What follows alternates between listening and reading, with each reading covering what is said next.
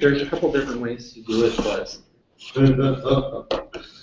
one of the things I've done most recently is just putting a file field, on a node. But I wrote a little CCK formatter that understands that the first file I put in is going to be an MP3 file, and the second file I put in is going to be an OGG file, so that it can play them back inside the native browser MP3 player instead of the like a Flash-based one or something like that. Because still not every browser understands MP3. It's just like, well, actually, I haven't even checked that in like a year. But the last time I checked, you couldn't just stick MP3 in an audio tag and have it work. You needed a player or something. But if you put an MP3 and an OGG in an audio player, it works fine. So the Drupal Easy website, that's a Drupal site. Well, it's a Drupal 6 site, and it's using old technology. Any thoughts about redoing it sometime? Well, yeah, Mike already rebuilt it and ran migrate, and then ran out of, I don't know what, memory. Yeah, like human memory. Like, I've seen the Drupal 7 version. He had his intern working on it, and I don't know why it's not pushed. Maybe some technical detail. I guess so. And like, he also keeps talking about moving servers. Right now, he's on one of my Linodes, and he's got, a guy set him up for something else on another account. But I thought he was he never moved it off of my Linode. Well, yeah, he did. I thought you guys were on Lebanon. Not for that site.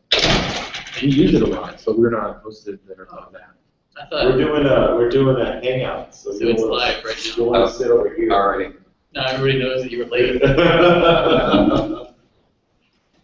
Why don't we just go around the table and say hello to the rest of the world? Hello, world. Hello, hello world. That's like, Tell the world who you are. My name is Ryan Price. I'm a host of the Drupal Easy podcast. I was the guy who bought the domain name in the first place, so they let me come on sometimes. And as I was just saying, I'm also the web host for it, technically. It's still running on a Drupal 6 site, and there's something that I don't even think it exists for Drupal 7 anymore. It's called like RSS enclosure that is like an extra module that creates, it's not even a CCK field, it's just like a field that you put a little link in. We use Amazon S3 and put the link in there. But Amazon S3 has problems because it's hard to get the stats out of it to know exactly how many downloads you have. We'll get into all that minutiae. Anyway, this is just naming that's what we're in the middle of when I was about to hand it off to this guy. Awesome. I'm John Picozzi, one of the co-hosts of the Talking Drupal podcast. We started our podcast, we're on show 52. We actually did show 52 from DrupalCon this afternoon. You can check it out at talkingdrupal.com. Hello, everyone. I'm Chris Weber. I do the Drupal and Coffee in the Morning podcast with the Google Plus community. I'm Brian Lewis. I do the modules Unravel, and yeah. I'm the newest co-host of the Drupal Easy podcast, and enjoy doing it. Well, I'll give you a little bit more information, Brian, but not much. Cletus Davis, Ultimate IT Guys, just here to learn more. Cool. Cletus, where are you from here? Oklahoma. Oklahoma. Southwestern. Southwestern. Oh, okay. My mother lives in the northeastern corner of Texas. So, yeah. The whole podcasting trade has always been very intimidating for me because traditional podcasting, you've got to get your sound in there. You got to get your mics. You got to get your audio software working well. You got to have your ability to push those recordings out to iTunes for distribution, and that always just was too much work. Yeah, there's a lot of steps. In the days before Twitter, there was this really cool thing called Odeo, and that did literally everything for you. and then they shut it down. What do you It mean? was a podcasting SaaS website. Oh, okay. I didn't think they charged for it at the beginning. Maybe that's why they shut down. Well, it was created by the people who eventually made Twitter. Oh, that's why they shut down. And so they spun it off into a separate company, and then once they sold it, it just died. So what did you do? YouTube basically killed it. It's the problem. Okay. It's like people thought that this podcasting thing was going to catch on because video was too expensive. And then YouTube came out and they were like, video is not expensive. It's totally free over here, as long as it's shorter than 10 minutes. And then it was like, oh, goodbye. Yeah. And there's still like Blueberry, right? Blue? It's spelled with like BRRY. So these things you're mentioning, they're audio only? Blueberry is audio only, as far as I know. What does it say? Blueberry is a podcast hosting service. Okay. A lot of people use Libsyn. Yeah, Libsyn, I've heard of that, and Soundgarden Yeah. can do the upload, and then it'll send it out to iTunes. Oh. Libsyn is great, but I don't know very many people who use Libsyn as their website. They only use it for the feed. Yes. Right. And I think that's just wrong. Like, you shouldn't have a feed site and a site. I use it for their stats. Right. That's why I use them. But And you have it's to be on offsite. WordPress with Libsyn. Libsyn They uses a don't use WordPress. it. I have Drupal, I use it. No, but your feed is a WordPress feed, right? Challenge. Libsyn itself, when you upload the file, and it creates the feed. Or you're just saying you use Libsyn for the download. Laptops out there. You're saying you use it for the download link only, Yeah. but there's still a publicly accessible WordPress site somewhere where you could go and get a Modules Unravel page. Yes, I think there is, but I don't even know what that is. But that's what I mean. It's like there's this whole thing over here with WordPress that you're not even using. So I feel I like don't want it. if you're here, why are you using Libsyn? I mean, it's cheap and they do have stats. There's some other like feed stat things. Two out of three reasons to use it, I guess. I just wanted it to be off-site and no one stats. The Libsyn funny does thing that. is, I realize that the offsite thing, especially now that web hosting is so cheap, it doesn't make any sense anymore. For me, it did. Because, Still. well, it doesn't, well, yes, because I'm on Pantheon. Oh, you're on their, Pantheon. their file structure, because I was using Battlefield Podcaster and all that stuff like I have a series for, that doesn't work on Pantheon because of the way Battlefield Podcaster caches the information. It basically it had to hit, it did a file search for every piece of metadata that it was collecting, like the length and there's like 10 different things it was looking for. And once I had more than like 20 episodes, it's doing all 10 of those searches on each episode every time that it like does a cron run. Mm-hmm. And basically it was killing the site. And so I needed to move off site because of their distributed, because it's not a local file, because they have a distributed file system. That's why I had to go outside. Okay. Guess we accept that answer. But the whole thing. Thank you both for illustrating what was so hard. It's a hairball. It is a hairball. It is. And I want to say that there has been a Drupal podcast distribution at one point, but it never got updated. Well, there was the audio module, right? Remember that? Oh, the audio module. Yeah, was that ever recommended? And there was like the well, about as distribution you often could do as for an any like actual module. local radio show. Yeah, I mean, there are some really interesting things where like people actually run like a streaming audio service with Drupal doing the programming, where like college radio stations overnight and stuff like that. It's Shoutcast. yeah, kind of. So it's possible to do anything you want with Drupal, Yeah. but it's just about getting it all like set up and working. But in my heart of hearts, I would have time to sit down and make a podcast distribution, but then I'd have to switch over all my sites to start using that and migrate all my content in there. Then this turning into like a 3-month long project for me. Sounds like an awesome Drupal project. Drupal 8 project. Ooh. I One don't more. know if I want to touch You said the that. magic word, migrate. Migrate all your content. Because I have a lot of stuff. Originally, I did all my podcasts off of WordPress. Even though I started doing Drupal, WordPress, it automatically added the MP3 files as enclosures. So it was pretty nice. But I was always running stuff through FeedBurner for the stats. But FeedBurner hasn't been updated in like 4 years. Their stats are completely different from what Libsyn tells me.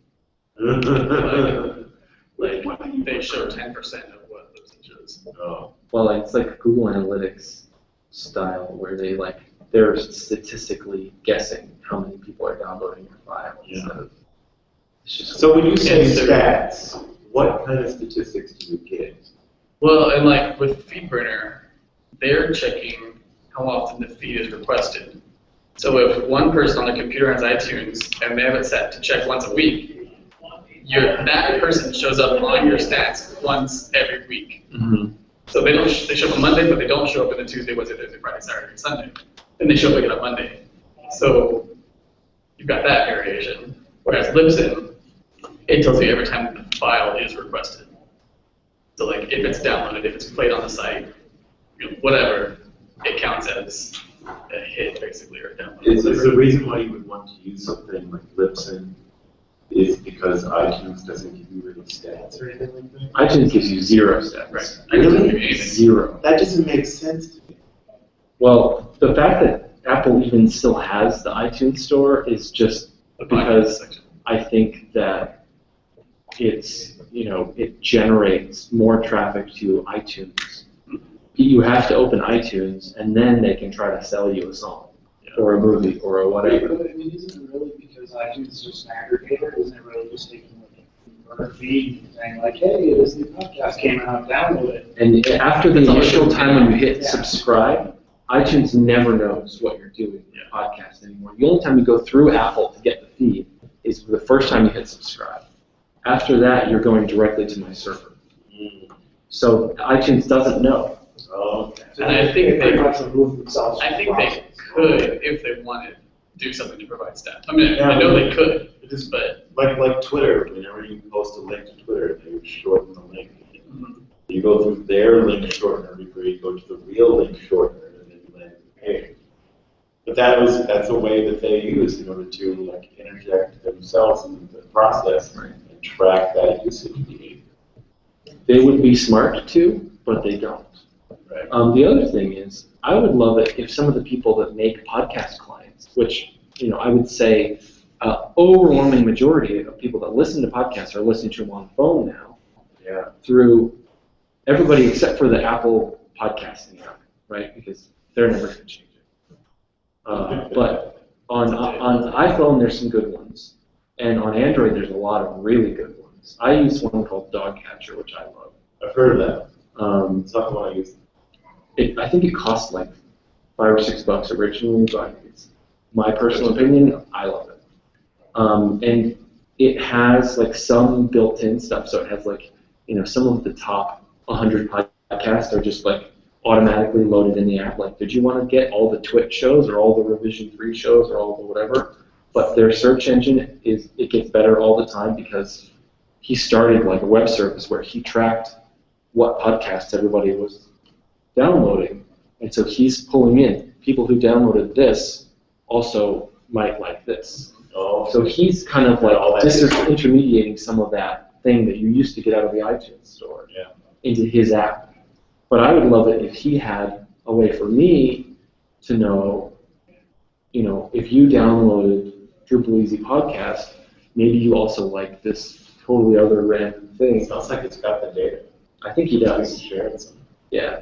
just a creative view. So maybe it's worth it as just like people who do podcasts to reach out to some of these app authors and say, I might even be willing to do some sort of trade in order to get this data, or Maybe they want to come on the show. maybe they want to show. Yeah. So that's possible too. Maybe they want to create the podcast. Because it's difficult when you're an app maker to get overall kind of publicity. Yeah. and being able to attract podcasters, being able to listen to your audience appropriately is what I would imagine would be like this single reason why an app maker would want to make their app, make sure that they're serving an audience appropriately. Not just people who are trying to find podcasts, but people who are making a podcast. Do any viewers right now? Probably not. I know whenever I do one of these, just We one. have one viewer. Why don't you get off? Yeah, don't have to be on. I'm not the one viewer. Hey, if you're watching right now, tweet at mods unraveled. Let me know. There you go. Are we in modules on Gravel podcast? No. I have an exclusive contract. Oh. We'll put a blurry face there. This is just a hangout on air. You didn't actually have to sign up for it. I don't want to hit that. I lost my contract. There's a lot of money. Money on the table. A lot. I feel like this too. So, okay, here's a question. You're saying that your client wants to do it as a kind of like a free promo thing, right? Like he's not going to try and is he going to try to get money from creating the podcast directly, or I is he think just trying to he's get gonna- leads? Yeah, more of a getting leads, and then as a secondary thing, he may do more like you do with your videos and stuff, sets, that he can sell to, someone that's wanting to start a business or somebody that has a small business and wanting to learn more about whatever, marketing, accounting, whatever. And Stuff. And Brian, you definitely have that kind of like two-tiered model where you have the pay videos, and the podcast is one of the ways that you try to get people to know that pay videos are there. Hey, we've got a new thing coming out, and you can come buy it from me, right? No. No. You never mentioned the pay videos on the podcast? I haven't, and I need to. Originally, the reason I started. You have that pre-recorded thing, remember? Oh, that's right. I never listened to the pre-recorded thing. Yes, I do. I'm like, I think you do. It's good. Well, I basically pre-recorded an outro that hey, check out this stuff. Right. Yeah, but that's never So, updated with like. I don't know if you understand how it works. Like, people who listen to it hear it every time. Well, but it's not ever updated with this is what's coming out. Or this is the most recent release videos. Or whatever. It's whatever. I don't even know what it says right now. In the days when they Yeah. still had just the Lullabot podcast, Jeff would record a new one about every 3 months, Yeah, and I probably and should then do that. he would actually like alternate. One was training, one was consulting, and one was Drupalizing. And so every third episode would have a different bumper on it, but it was the same one for Yeah. like that makes every sense. quarter or so. That makes sense. And then he would record a new one, and then you would hear that one. And if you're like me and you tend to binge listen, then I would hear the same promo over and over and over again. And I'd be like, brought to you by Lullabot Consulting.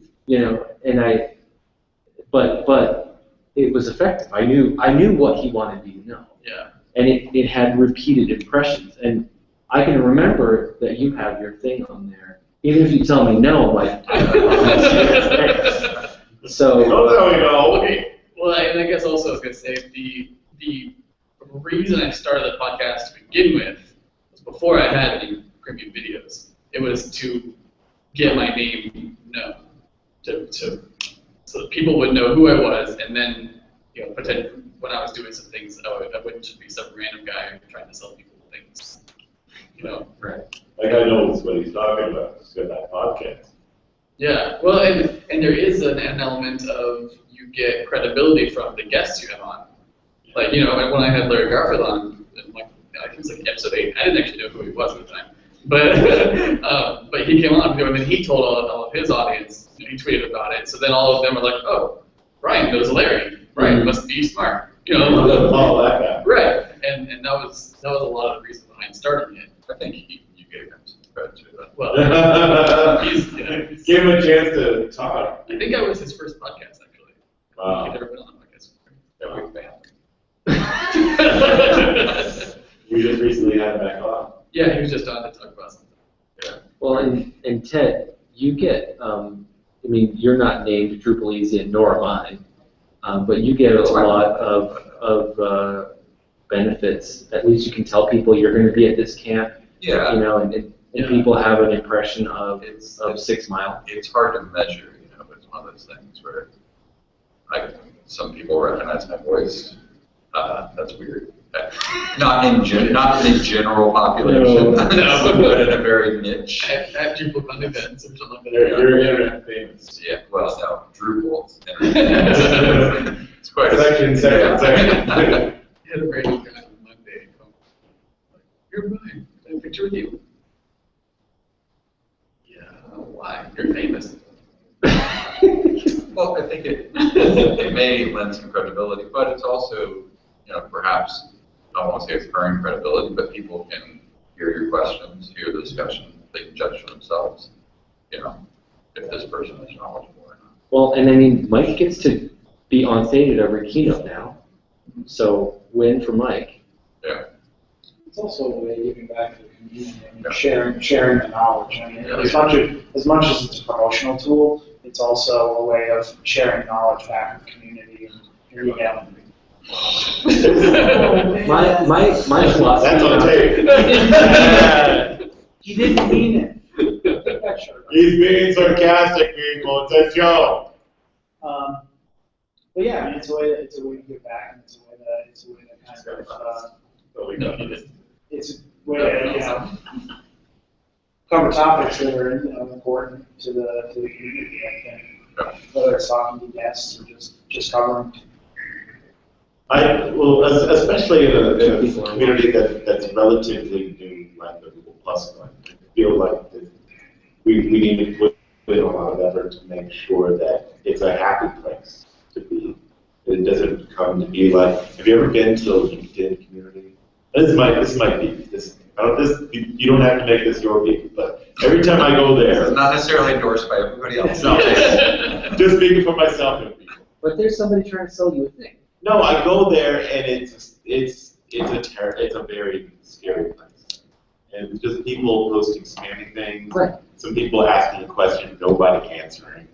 Yeah. It just feels like I feel sorry for everyone that's out there because this is not the place you should go if you're looking for the Drupal experience. Yeah. You know? And sometimes for a lot of people, IRC, that's the place we want everyone to go because that's where all the people are. But for a lot of people, IRC is just too impersonal. It's just all text. I get Names a you lot. don't recognize. I get a lot out of question and answer site. Stack Exchange.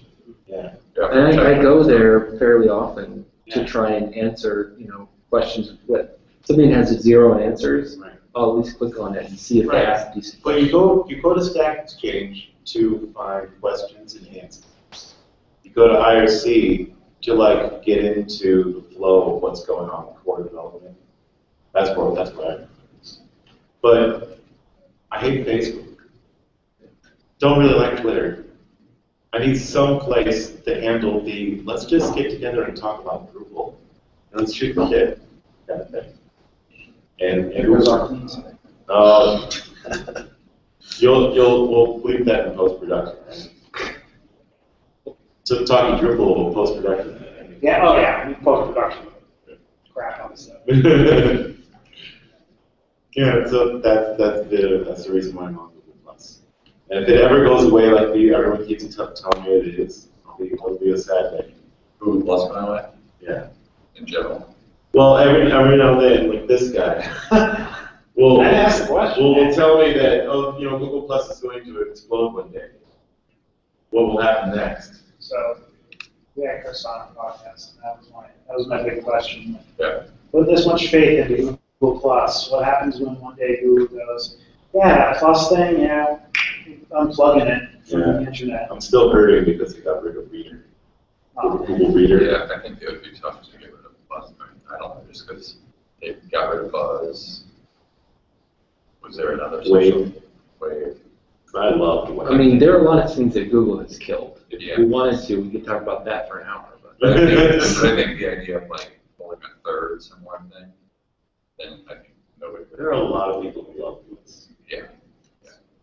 There's some people that I've heard that they say they have a bigger following on Google Plus than do on Facebook or, other. Yeah, Well, and It just depends on the. I get at audience. least as many Google Plus interactions as I do on Twitter. Because I think the people that I used to interact with on Twitter just aren't there anymore. And I know some people that they're on Twitter like every 5 minutes. That's not. Facebook is the place where you go to find out that your friends are not really your friends. Twitter is the place you go to gang up on people, like flash mob somebody, or you get flash mob. Google Plus is about following your interests. And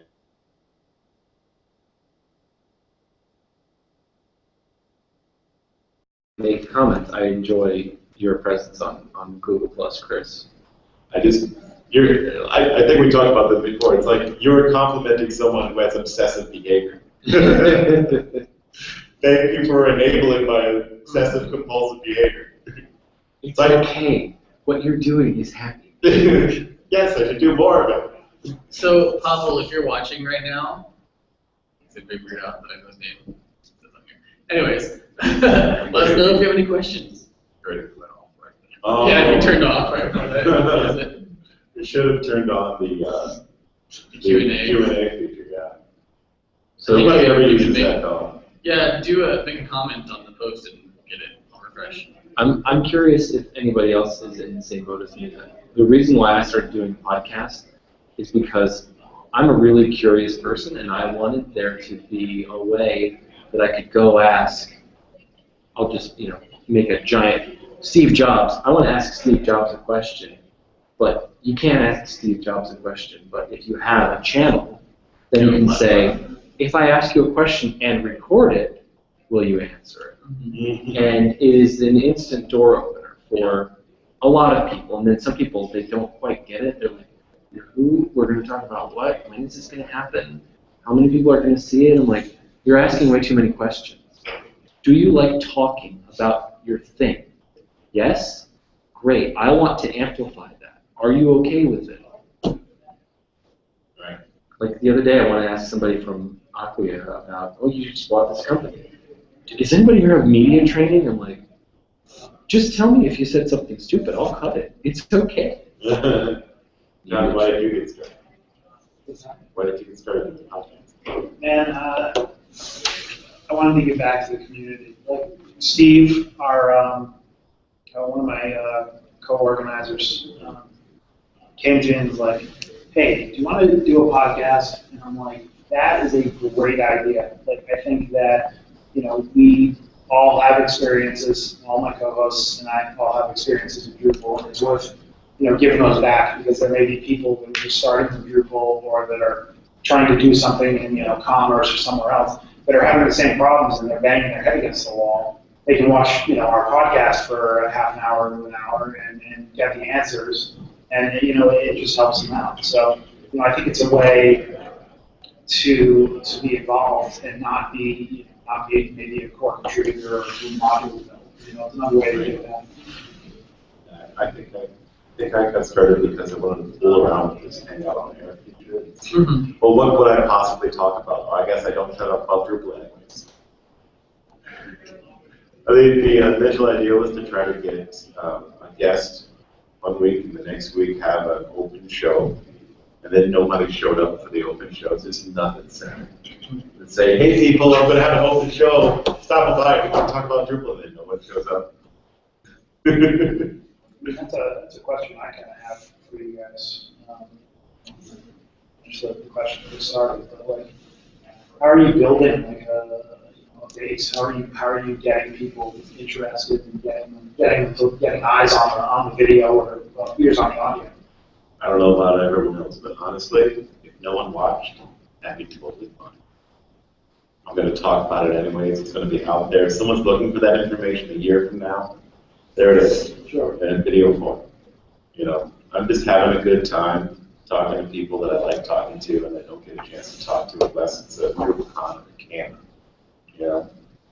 Drupal has always been almost like an extended family thing, because I've tried to engage in other open source projects and that has never worked out well. Because there's always some jerk that says, this is my You're screwing it up. What are you doing? Get out of here. And I'll leave.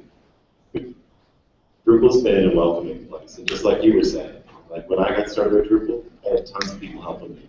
Yeah. I want to give that back. Absolutely. Right? Like you said. Well, to your question about how you get it out, mine's all Twitter. Yeah. I don't use Buffer, so it goes to Facebook and Google Plus, but the only thing I actually use is Twitter. And I just send out a tweet and name the person who was in it, and then they share with their followers, and that's it. So it's kind of like having guests and having those guests kind of drifting from their Right. circles as Yep. well as you're building your own. Without Drupal Planet, we would have never gotten started. Yeah, it's huge too. Like Twitter is great, but the Planet, I think, it got us a lot of subscribers in the beginning, and it probably still continues to get some. Even people that are non-subscribers, but they still see it come off the Yeah, feed. They're like, oh, they're talking about that. Cool. I do that a lot. Like I'll scan the headline, see if it's interesting, the person I want to hear from, or if I have time to listen. I have a long podcast. Yeah. I don't really listen to podcasts while I'm driving. Yeah, and actually for ours, we already listen to it all at once. We We know who cut off. You all that analytics, so I totally believe you. Yeah. For the audience out there, yeah, don't stop. It's great. But actually, this might. This isn't meant to be an insult in any way. Of course, when you say that's going to be. But I actually enjoy the second half of the Triple Easy podcast more than the first half sometimes. Just because I like hearing just about the general, here's the events, here's things going on or whatever. Especially, and that's on podcasts where I'm not particularly interested in a topic at this moment. It's like I'll listen to it, but it's not something I'm going to use right now, so it's not something that I need. It's very dependent on who the guest is and what their current thing is, for sure. Yeah. I mean, because as I'm not on all of them, I go back and listen to what I'm not on. And I notice that. Or there's somebody who I love very much, but is not a very good podcast guest, and it's Damien McKenna. Oh, He's hard to it's listen to. recorded. I love it. I love Damien. When I go back and edit Damien episodes, I'm like, wow. His style of talking, he starts a word, then he says and then he finishes the word, so you can't even cut the because it's like in the middle of the word. It's very, and then I just dropped a giant he has a particular style of speaking that is very hard to listen to. He's a great person, he's incredibly intelligent, and he's a huge asset to this community. He's hard to record and edit. I guess I've never really listened to him speak before. Just interacted with him online. I'm trying to figure out how it works. Twitter is definitely his medium. Og went to this or how does the insert? I don't understand how that works. You might not notice it unless you're editing. Oh, okay. That might be true. Writing down the sentence structures. Well, and when you listen to it, if it was one that I edited, because we will shift. Sometimes Andrew does them, sometimes I do them. If it was one that I edited, I cut out a lot of them, if I can. Usually not during the story part, more during the interview part. I spend more time on the interview part, cutting things out. If somebody says something, then they start to say it again, then they start to say it a different way. But the last one is a complete thought, I'll cut the first two out. If it's not a complete thought, then I leave them in. Whoa, you do that for the co-hosts too? I didn't know that was going on. You gotta cut the time. It's more about cutting for clarity. Like I want to be perceived as that we're presenting clear information. Quality. Yeah, and you can't like fix stuff. I'm not going to tell people, can you go back and say that again? We don't do that. If we did, we could have a higher production quality kind of show, but it would also feel a little more strong and would it, you know? Makes it disjointed. I take a different approach. I think the podcast is more of a conversation to me, so I don't cut out any of the ums or ahs or anything. I don't know if that's apparent or not. It takes a long time, so Yeah. there's no right or wrong answer. Yeah, that's the other thing. It takes forever to actually go through and edit all that. And it's twice as long as the recording to edit it. I know you guys do audio production, but Well, I mean, we don't usually cut the conversation. I mean, it's called talking to people because we're talking about it. So, but we do some post-production, sound quality stuff, make sure. For example, today's show, we're going to have to add our theme music into because we couldn't get it. But just little things like that. my show's a half hour. And the reason why is because I have to make that time up during the day sometimes. So I don't have any time to do anything more than just, hey, I got to start recording. Okay, I'm going to stop now. And so automatically do whatever everything else it does. But we have this thing, like in the Drupal Easy podcast, that 5 questions are actually 6, but we always cut one out. And the last one's like, who do you hate in the Drupal community? But then we're going to like, that's at some point we will release. But yeah. So if you listen closely to the podcast where it says, okay, 5 quick questions, you'll hear like a snip on the 5, where we're actually saying 6. So now we're at our 5 questions. Now we're asking 5. So Chris just said his podcast is about half an hour. How long do you guys usually go?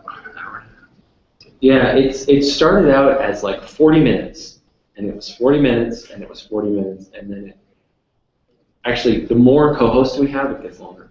Yeah, I was gonna say. If there's 3 of us, it's an hour and a half. If there's 2, we can keep it close to an hour. Usually, there are four co-hosts, and if we have any guests, we try to keep it to about an hour because we're all in the same boat as Chris. We're all working throughout the day, so we gotta try to make that time up a little bit. But really hard when you have a guest. You just want to keep talking to them. Yeah. We had Dries on, and it was the most interesting conversation, and it crushed me to have to stop talking to him. But we had to be cognizant of his time and the listeners. So we usually shoot for about an hour. That's a really great show. Glad you enjoyed it. We got a lot of good feedback about that one, which was good. I guess from a listener perspective, I don't really think about how long it is because the way I listen to podcasts, I don't necessarily listen to the whole thing. Like, I guess I use Stitcher a lot, so it's really easy to come back. Hold on a second. You just told us we were going to get in trouble if we didn't listen to the whole podcast. You guys, He is above the rules. No, I'm talking about other podcasts. I don't listen to podcasts unless I'm not on it. I would listen to it. I don't listen to mine either. Yeah. I used to, but Yeah, but for me, when I listen to a podcast, an hour podcast or something, it's like nothing because I'll go for a walk and just listen to it. So. I'm usually listening in the car. I've got about a half an hour commute, so I'm listening in the car. And it's broken up, listen to half of it on the way up, half of it on the way home. It works out. I feel like more than I know the TWIT network, This Week in Tech usually runs like an hour and a half sometimes. Yeah. I feel like that's Sometimes it it's gets well over 2. Yeah, sometimes it gets a little long, and you're like, but Sometimes it's just fitting into the heart of the matter instead of having all the antics, but the antics are fun. Yeah. It's fun. I don't time mine. In fact, I tell them sometimes I'll ask how long is this going to be, and say, well, we've got the show notes, we've got topics we'll talk about, however long it takes to get through it. And usually if it's just me and one person, it's 40 minutes or less, often like 20, maybe 25. But as soon as 2 people on there, it almost doubles the length. Even it adds half again at least, whatever you have on, because they all give their opinion on each topic. Yeah. So Absolutely. it makes it a lot longer. And depending on who your co-hosts are, some of them can be a little bit more long. I'm not mentioning your name. Yeah, your co-hosts. I'm not mentioning They're gonna want it it. eventually. But I tell them, or I basically tell them, I don't want to limit it because I want to make sure we can talk about everything. But there's absolutely no reason to say the same thing over and over again. Like, there's no reason to go longer. If it's only 15 minutes and we're done, then we're done. That's fine.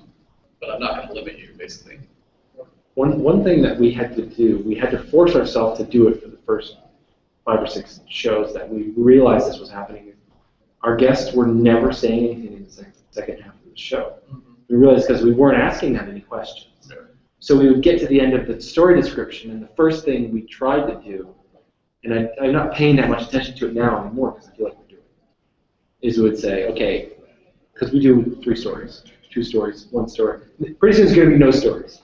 But we would do the 5 stories, and we would get to the end, and then we would just start talking about it. We're like, oh, I have thoughts. Ask them their thought first, and then you can chime in, because you're going to get the most airtime because you're comfortable, and they're not always comfortable. So make sure you engage the guests, especially if it's like regular roundtable and guests, because that It's a pretty scary situation. it can be. Because you're constantly aware that you're being recorded.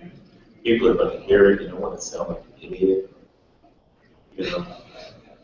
Am I the one that have that going through right now? It goes through my head every so often, and then I have to, kind of auto-correct myself. I'm just going to sound like an idiot. Just, that's why people tune in. Well, as a guest too, I can see where you don't really want to interrupt Right. the person Right. that People it's are their show. polite. It's not my show, it's your show. Yeah. Even if we tell them at the beginning, at any point, if you hear somebody take a breath, just cut them off. Because that's what we learn to do that. And especially the more you get to work with people, you get comfortable doing it. But yeah, this is the first time.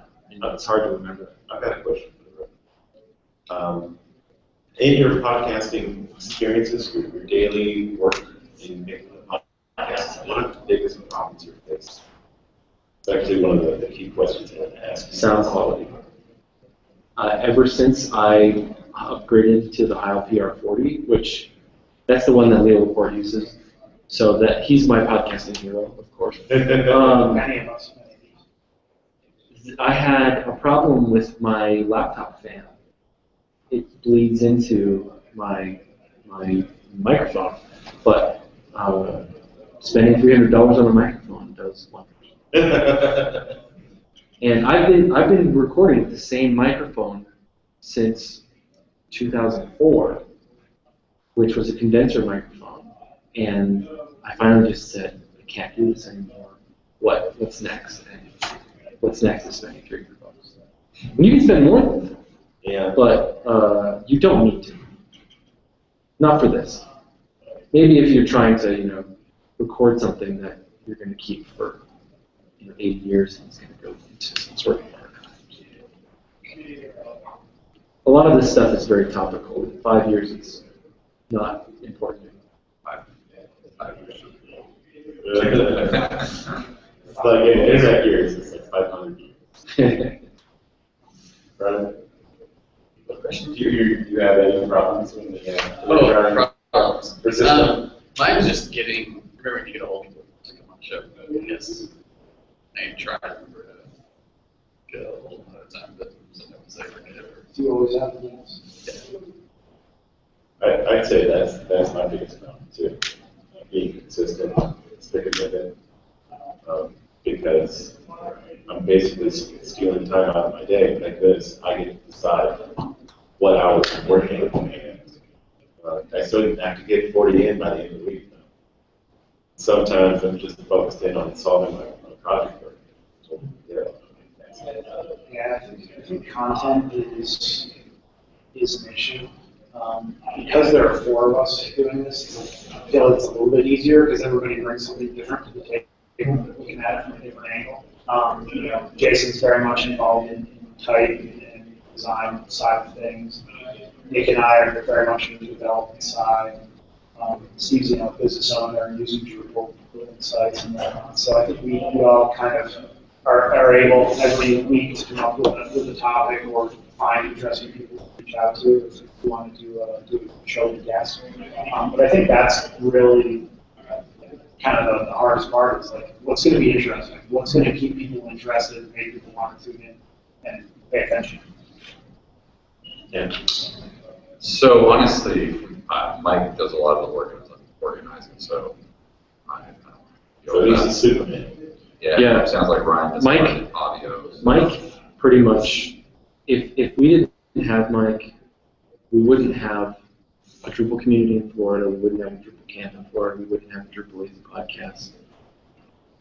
Like, he's organized. He keeps deadlines. And he takes initiative to go and contact people. I have many other podcasts that I've created, and they've got like 6 episodes. Hey, you got 6. Good job. So it's basically, that tells you about how long my attention span is. Yeah. About 6 weeks. They say if you make it to the 7th episode, you're good to go. I don't know how Brian does it. You said it's hard for you, but you tend to record like a lot on one day, don't you? No. Or did you ever? Well, I mean, it just depends. If I've talked to people and both on the same day, then I just do it. But I don't usually do day. But you record and then schedule the release. Yes. Yeah, I try and stay ahead of my release date. It's released every Wednesday, so if I record 2 in a week, then I'm good for the next 2 weeks, and I have basically 2 weeks to record the next one. Yeah. You're not doing any live recording. It's all live. So are you releasing? Are you showing? Yeah, I just let the video go out I got you. whenever, but the audio that goes out on the feed is on schedule. Right. Yeah, because you're always asking people, if you're watching right now, you can tweet. Yep. So you're doing it as a hangout. And are your guests on video most of the time too? I mean, Yep, we're always looking at each other. I don't think I've ever watched one of In your their videos. eyes. Yeah, I used to dreamily, but I moved their picture to the side so they can never even notice. But I'm like, Another really scary thought is not so much what food but Google Hangouts. I used to do it in Skype, and that was fine Yeah. too. But I just can't do it live. I know the Flame Network uses Skype. Well, eventually, we won't, I mean, Google Hangouts will probably always exist, but the technology beneath it is going to get replaced with that RTC management. It's an open standard for being able to record video with the standard video control option. It's pretty fascinating because I was able to do this demo. It only took me like 15 minutes, and I was able to create an application for folks in Kansas City, Chicago, the Twin Cities. We're able to talk to each other. But here's the kicker. There's no server. It's just peer-to-peer video connection. And some of it is crappy, but that's just because we have crappy bandwidth between those different parts. Awesome. I'm without. It's good to All talk right. to you guys. Yeah, I think. I'm just ready to know. Well, I think we're 4 minutes beyond our time. I hope everyone got some value out of it. Yeah, if you have any questions, you can email us. Or, I'm going to speak with them too. You can certainly appreciate that. Certainly email me your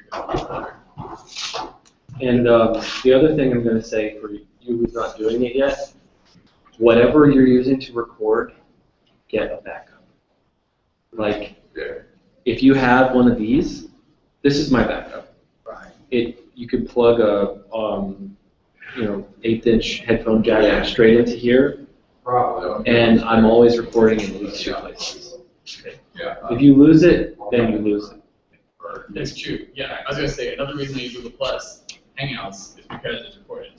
So if I forget to hit record on my computer or whatever, I can always at least grab their audio. It's not as good a quality usually, but it's something. Right. Because I have it in the past, recorded an episode, and then realized that I was only recording my audio and not the guest. Right. Yeah, that would be bad. Luckily, it was only like a 7-minute one for one of the DrupalCons. So I just basically had to email back and say, hey, do that again. There And are it's some never as really good. cool sources of Creative Commons music. Like Vimeo has a whole music directory, There's this whole site called Jamendo, Jamendo, that has, some of it you have to pay a couple dollars for, but it's still really easily licensable music, which is amazing. If you use the music that comes with, iMovie or something, I tend to not like those because I recognize them as like, Yeah, oh, that's a stock some are song. done, yes. Mine's all GarageBand. Bye, everybody.